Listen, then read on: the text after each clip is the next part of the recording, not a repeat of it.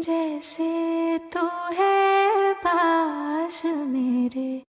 संकट में सोने की चूड़ी और बाली बेचने के बाद, थोड़े बचे कुचे खेत भी बेचने के बाद, झुके कंधे पर ढोया गया चारा बेचने के बाद, जब कुछ नहीं बचता तब वो मवेशियों को बेचने का दुस्वप्न देखता है। वो ग्वाला अपने बच्चे बेच रहा है, अपनी गायें। पहले वो दूध बेचा करता था। गांव के आखिरी तक पहुंच चुकी है सड़क, जिस पर कंपनी की गाड़ी दौड़ती है अब। जिस सड़क में मेरे पशु निर्बाध निर्भय जाया करते थे, सुना है बड़ी कंपनी ने खरीद लिया है जंगल। सरकार भी गरीबी और तंगी में होगी, अपना खेत बचे न जंगल न चारागाह, क्या खिलाकर जिलाएंगे मवेशियों को। उनकी गाड़ी के हॉर्न से मेरे मवेशी भयभीत और अराजक हो जाते हैं। दूर से देखकर ही भागने लगते हैं दूर। बड़ी बड़ी आंखें उचका कर देखते हैं। इनके जो भी साथी गए थे कभी लौटे नहीं उनके पास। तो खेत चलकर साथ लौटने से पहले भेड़ियों की घात की आहट पर जिन पशुओं ने चलना स्थगित नहीं किया, वे अब एक जगह नहीं रुकते हैं देर तक। उस पार बहुत नजदीक से झांक रहा है वो। मैं अपने मवेशियों को खूंखार जंगली जानवरों से बचा भी लूं, पर शहर के बाजार से आती कंपनी की गाड़ी से कैसे बचाऊं।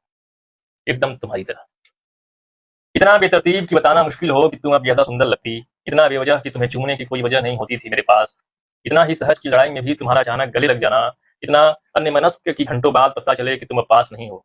इतना स्तब्ध कि तुम्हारा जाना बहुत दिनों तक जाना नहीं लगा। ये कहना बेमानी होगा कि तुम्हें यह पहले से अधिक चाहता हूँ। तुम्हारा बीता वाक लौट कर आता। इतना प्यार मत करो कि भर जाए पूरी जिंदगी अभी ही, और खाली न बचे जरा कुछ भी जीने के लिए। जीने के लिए कितना हिस्सा बचा लेना होता है प्रेम, तुम्हें यह सिखाकर जाना चाहिए था। बताकर जाना चाहिए कि यादों को कपड़ों की कौन सी तह में दबा दिया जाए, कौन से पन्ने में मोड़ा जाए, किस मोड़ पर जाकर छोड़ा जाए, ये मुगालत ही सही है।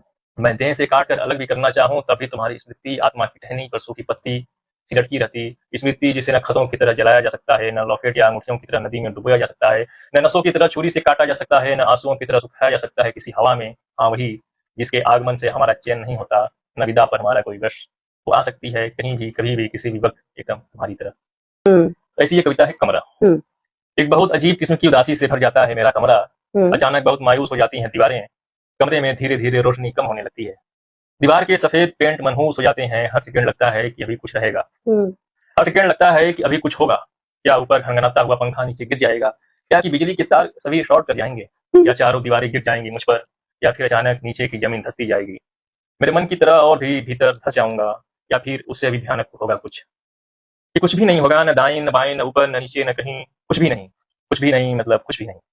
किसी अकेले बंद कमरे में कुछ भी नहीं होने का अर्थ इतना कुछ हो सकता है। ऐसी ये कविता कमरा, कि किसी अकेले बंद कमरे में कुछ भी नहीं होने का अर्थ इतना कुछ हो सकता है। बहुत ही सुंदर कविता है जिसका नाम है एक अतिरिक्त छुअन। एक छुअन वो जो तुमने अपनी रखी थी मेरे कंधे पर, एक वो जो तुम्हारे हाथ हटाने के बाद अब तक छू रही है। एक डर में भीगी हुई खुशी, आशंकाओं में झोंकों से सिकुड़ती, पर ये कब कभी भीतर मन में दबा लूंगा, ताकि तुम्हारे हाथों से छनकर आई सिहरन न छेड़े कोई तार जिससे सामने दृश्य में डूबी तुम विलग न हो जाओ अपने रोमांच से। वो छुअन वो प्रेमी वज्रपात सा लूंगा मैं फिर से। वो छुअन जो तुम्हारे पहले मैसेज पर थमी थी कि पैड के अक्षरों पर धड़कती, वो जो बहुप्रतीक्षित कॉलबैक को उठाने पर छू गई थी। कितनी संभावनाओं को वो छुअन जो ख्याल में आने से पहले और वहां से निकलने के बाद भी, वो अतिरिक्त छुअन जो तुम्हारी अनगिनत छुअन की स्मृति में ताजा है, एक अतिरिक्त छुअन।